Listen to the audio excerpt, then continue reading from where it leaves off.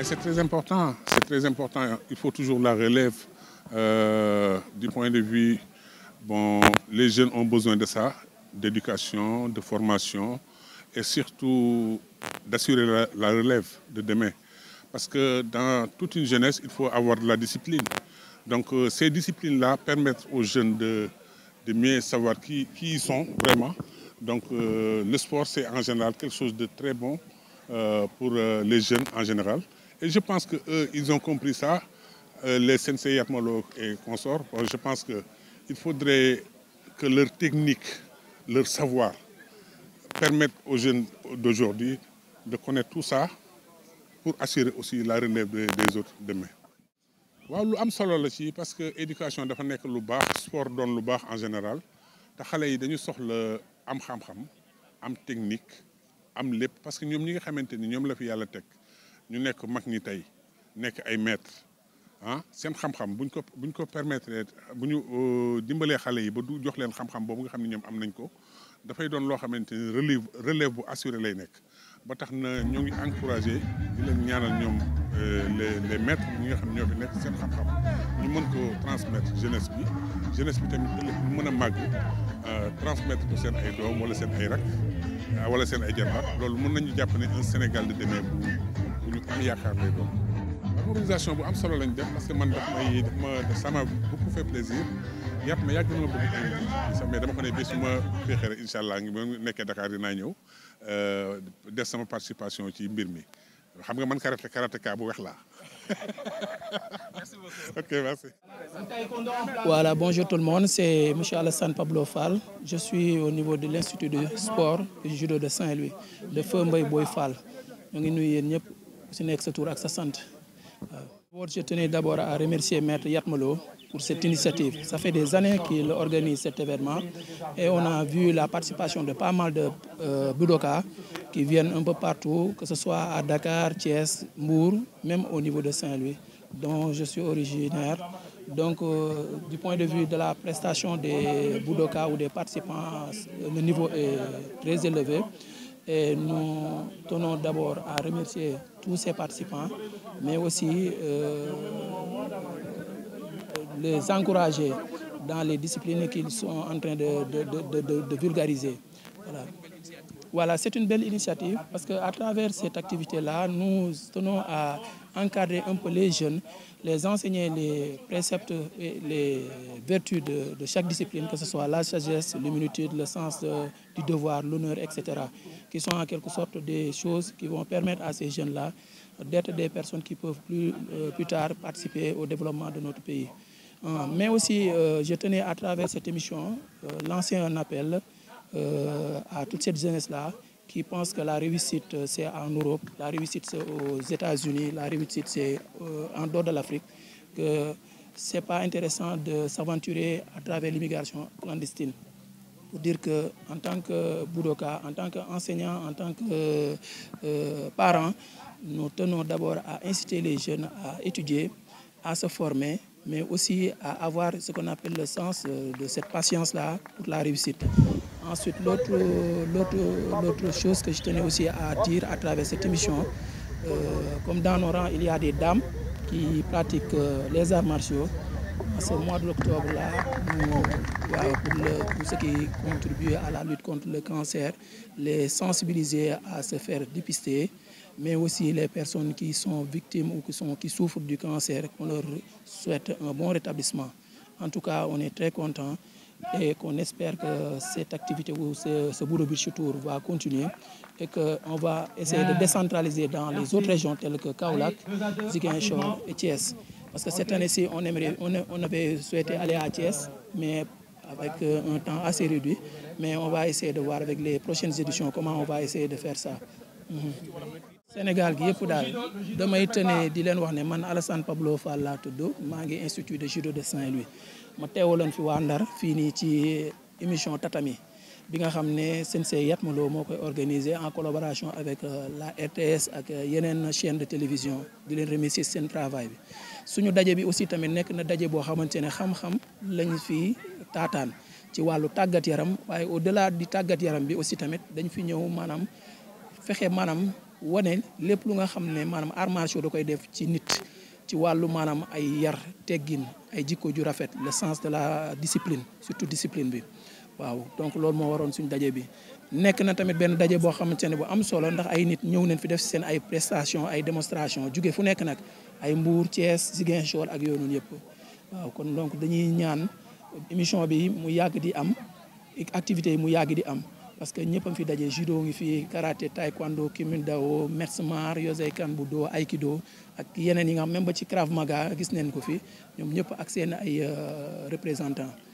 voilà kon bu weesoo loolu aussi tamit li may wax rek sànq si tubaab di wax naan ñoo ngi soññ la jeunesse sénégalaise ne leen carrément mbëkk bi nekk na maanaam benn phénomène boo xamante ne jaaxal nañu kon ñun aussi tamit suñu wàll mooy sensibiliser jeunes yi di leen wax ne leen carrément mën ngaa nekk Sénégal jàng fi réussir fi tekki fi kon donc lépp rek nañ ko deg ci yoon tukki am na solo waaye nañ ko tukki jaar ci yoon maanaam jaar fi nga xam ne foo fa jaaree rek incha allah suñu borom demee beneen bi aussi tamit suñu mbokku jigéen yi si bis bi nga xam ne maanaam ci weer bi mu nga xam ne moom la ñuy faral di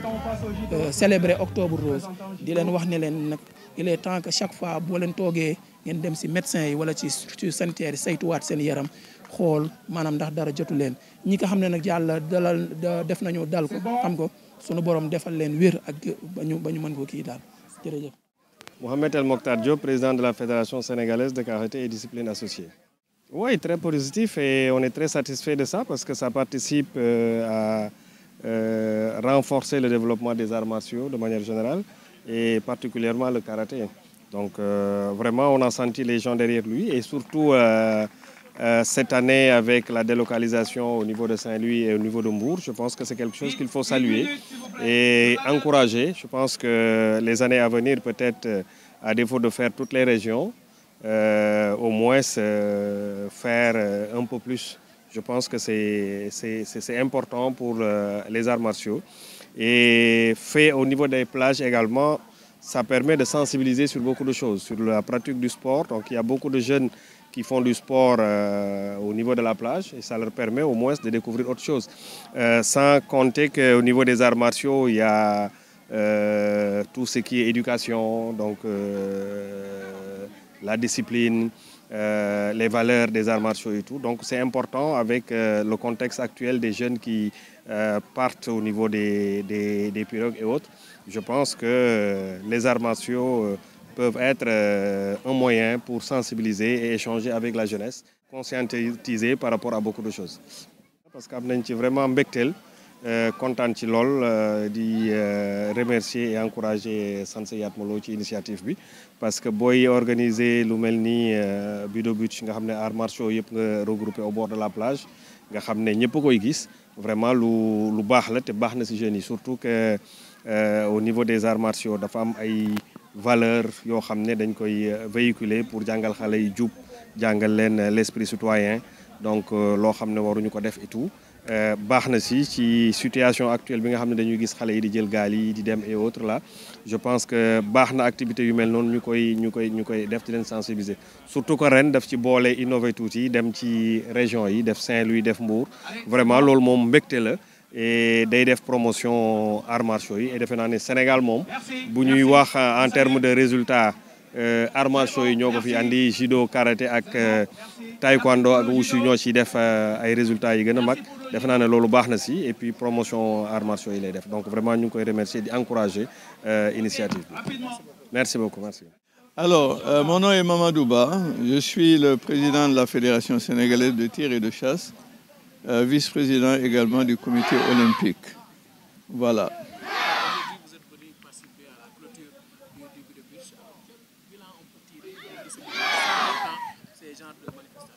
Bon, d'abord, je commencerai par saluer le travail que fait Sensei Yatma Lo. Je l'ai déjà dit plus d'une fois, pour dire que ce qu'il est en train de faire, c'est faire la promotion du Budoka et pousser les jeunes et les populations riveraines de connaître un peu ce que c'est que le Budoka, qui regroupe pratiquement toutes les disciplines, que ce soit le judo, etc. Alors je pense que c'est extrêmement important. D'autre part, je le fais avec plaisir parce que moi je suis un ancien karatéka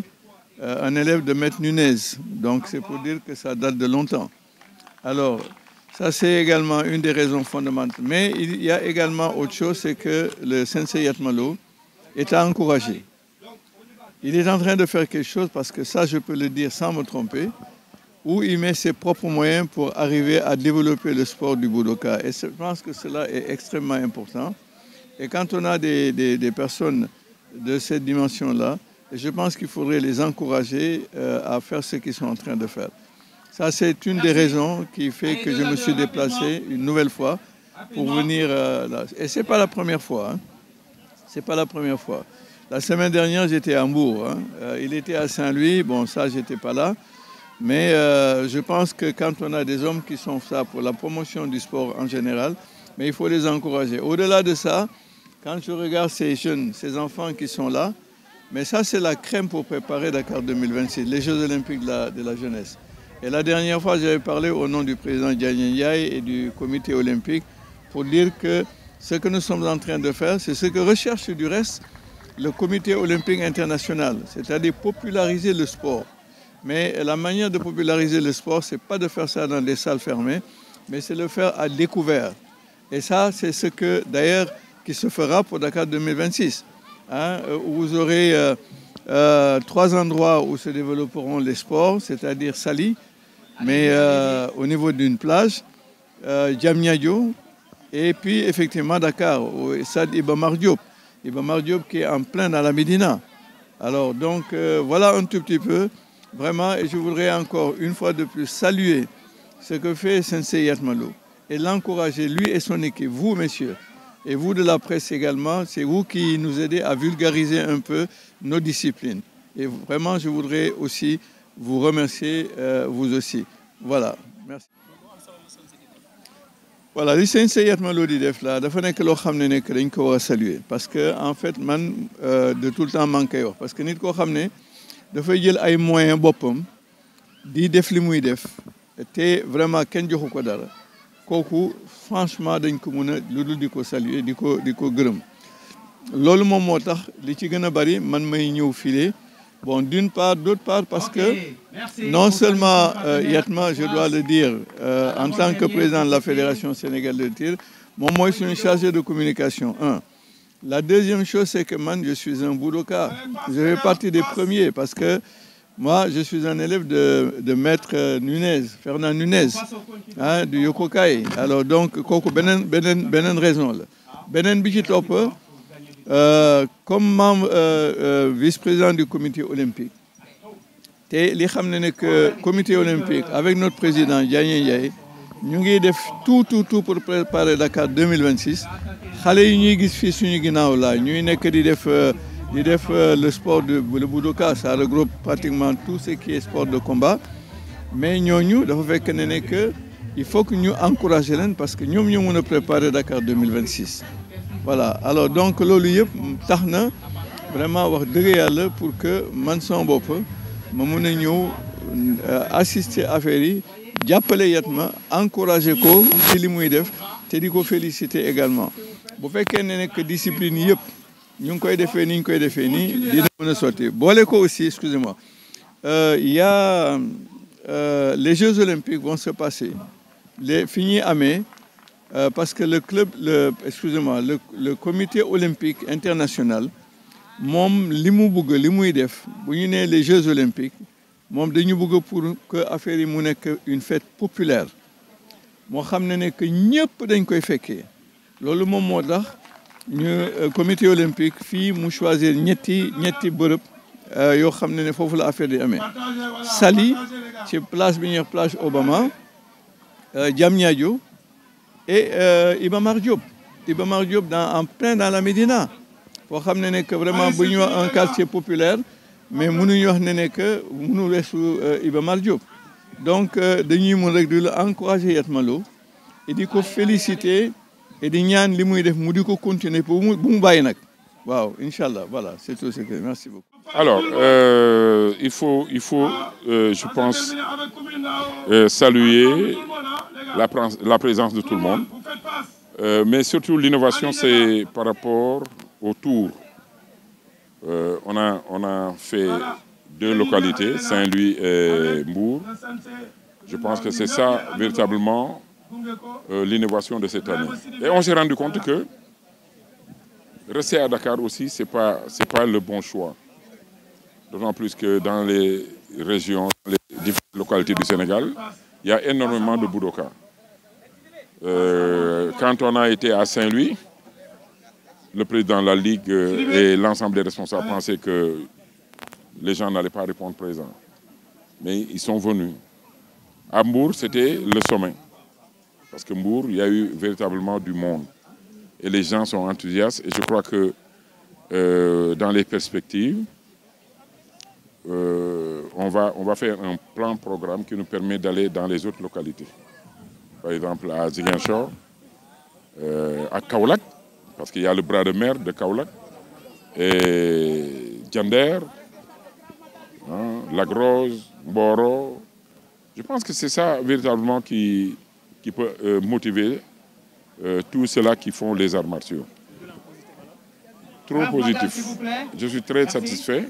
C'est vrai, je n'ai pas l'habitude de dire que je suis satisfait, mais par rapport justement à ces deux sorties et par rapport à la présence des uns et des autres, si on fait la somme de ces 5 journées, on peut dire qu'il y a au moins 2000 à 2500 personnes qui ont participé à la manifestation. Et je crois que c'est important et je profite de cette occasion pour féliciter le président de la Ligue de karaté de Saint-Louis, le président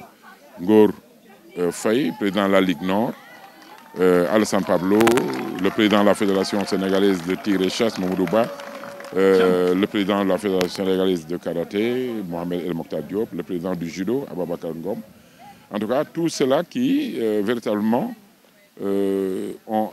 participé d'une certaine manière à cet événement. Et je crois qu'aujourd'hui, on va préparer maintenant l'année prochaine. Et j'ai un autre projet, un autre programme que je vais sortir d'ici la fin du mois d'octobre, début novembre, pour la promotion des arts martiaux. Ça, je ne le dirai pas. Nous allons voir après ce qu'on va faire et on va le proposer en tout cas à l'ensemble des membres des arts martiaux. Bah, bilan bi mën naa ne baax na parce que li si doon wut bilan bi mën naa ne baax na parce que li si doon wut am nañ ko gars yi ñëw nañu c'est le plus important ba pare nag ñu am benn timing boo xam ne dañ ko fiy def ñu respecté ko mais li si gën a neex mooy dem bi ñu dem Saint-Louis du Sénégal ak Mbour xam nga Dakar rek du Sénégal li am Dakar certes lépp a ngi fi mais boo demee Mbour nga dem Saint-Louis si nga xam ne arts martiaux yi c'est devenu une réalité boo demee Mbour da ngay xam ne fii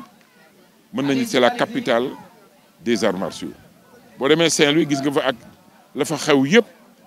yaakaar naa ni année prochaine incha allah dinañ jéem a dem Ziguinchor dem Kaolack dem Diender dem ay Mboro dem Joal yooyu yëpp parce que c'est au bord de la mer Kaolack bras de mer bi nous permettra de faire quelque chose de bien là-bas dinañ fa dem di ñaan yàlla rek yàlla may ñu fanu gu dëgg wér ba ñu mën a àggale suñu yéene yooyu yëpp di remercier bu baax ñi nga xam ne participer nañu ci mbir mi ñëw indi ci seen parce que ñi xam nga ku la may ndox bëgg na la jàmm ku mel ni colonel Momar Gueye ku mel ni le président Mamadou Ba El Mokhtar Diop Babacar Ngom ñooñu ñëpp dañu nekk ay ak du ma fàtte nag mes amis de Real Garden fi ma yaroo ñoom ñëpp ñëw nañu et je crois que c'est important loolu nekk na loo xam ne dama koy rafetlu di remercier la presse aussi parce que presse bi chaque jour am ñu si jàpp ay Abdou Thiam ñoom Souleymane Seck ak gars yooyu yëpp journaux yëpp jàpp nañ si et je crois que c'est important de le dire parce que arts martiaux yi nekk na loo xam ne c'est devenu dafa nekk réalité ci Sénégal voilà loolu daal bëggoon naa ko wax di la gërëm la san c'est sunu combat bi nag il faut ñu dem si léegi acca bismillah